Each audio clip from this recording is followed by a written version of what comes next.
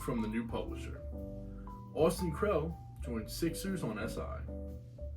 An introduction from Sixers new on SI new publisher, Austin Krell. Hello, I am Austin Krell. I will be covering the Sixers for On SI going forward. You might know me from my time on the Sixers beat before today. I spent 3 seasons covering the team for a small website called The Painted Lines. I did a season with 97.3 ESPN radio. I spent the last year and a quarter at a startup called On Pattison. Before we get to my vision for this next chapter, here's how it all started. I didn't show much interest in sports until I turned 12.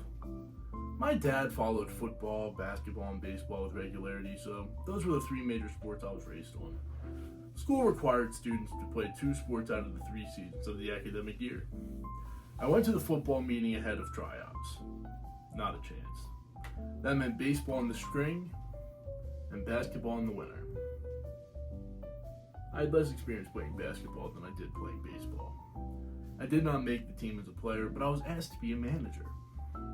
I liked the camaraderie. Getting to play in a game was thrilling, but I thought I loved baseball. Here's the thing. I stunk at baseball. I did not have the awareness to consider that I would improve if I took the time to work on my skills. I just thought I'd show up and my prior limited experience would do the talking for me. I still remember the first batting practice of tryouts. I smacked the first pitch for a double down the left field line, and I didn't get another hit in my turn at the plate. Whiffs and foul balls until they'd seen enough. Yikes.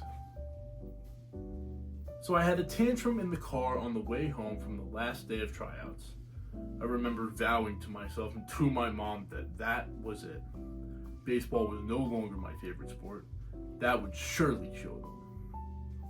Basketball it was. My life changed forever. My obsession with the game grew without restraint. The first basketball YouTube video I ever searched for was a compilation of NBA buzzer-beating game winners. But my love for the game goes beyond the final seconds of the contest. I find shooting heaters to be absolutely intoxicating. I've watched the highlights of rookie Brandon Jennings' 55-point game against the Golden State Warriors more times than I care to admit. To this day, 3-point shooting blows my mind. It should be incredibly unlikely that a jump shot goes in. How can someone launch a ball directly into a basket that is much smaller than the entire nearby area that is not the basket? I suppose that's why the NBA holds my attention like nothing else can. I've covered the Sixers beat for years. I've watched dozens of practice drills and game day shoot-arounds and countless pregame workouts.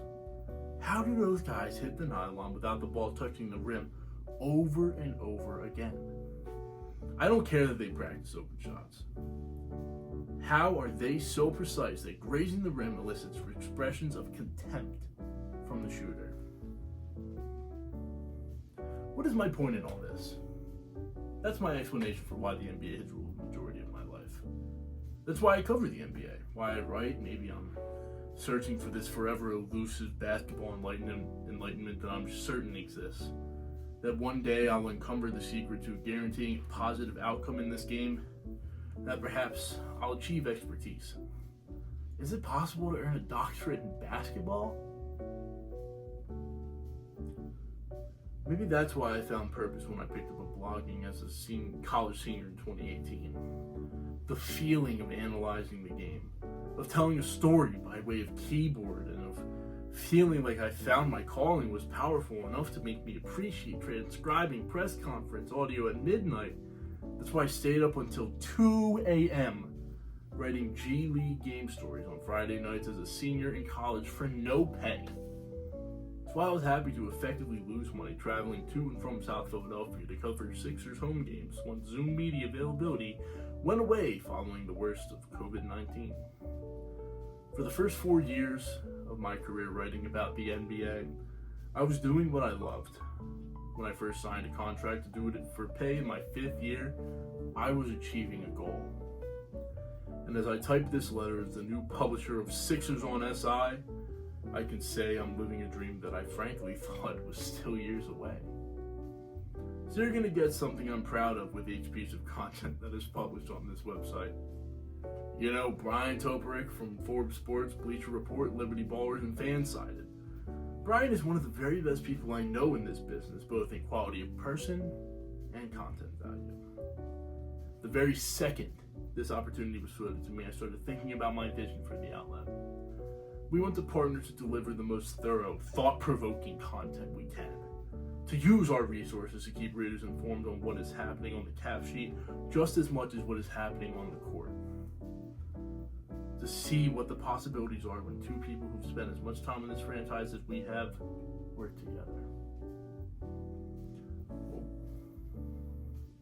This is not a role I take lightly.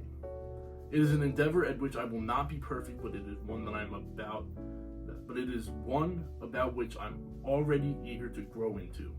It is one that will require some help as I navigate more responsibility, and it is one for which I am trusted the very best to be my second in command.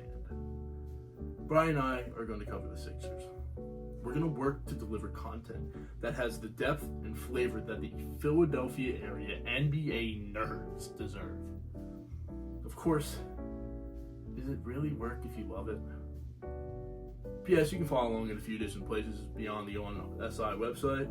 Brian posts his content and thoughts about the NBA on Blue Sky. I streamline our content and provide real-time updates from the Sixers beat on Twitter and Blue Sky. Happy Salmas, everybody.